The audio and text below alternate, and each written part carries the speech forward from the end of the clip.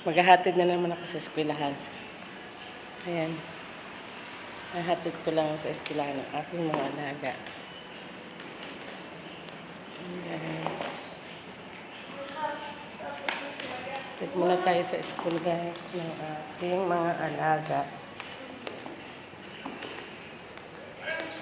So, ayan.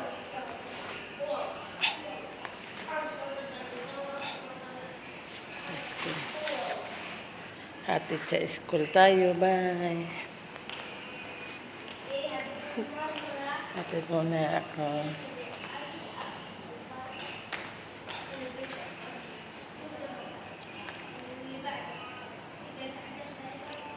Dikit ng mga bag nila guys. Nagkasaglit lang. Kalimutan ko pala yung ano. Kalimutan ko yung kalimutan pala. Ang bigat ng mga bag nila guys. Saan ba yung kunin ko? Kalimutan ko yung ano.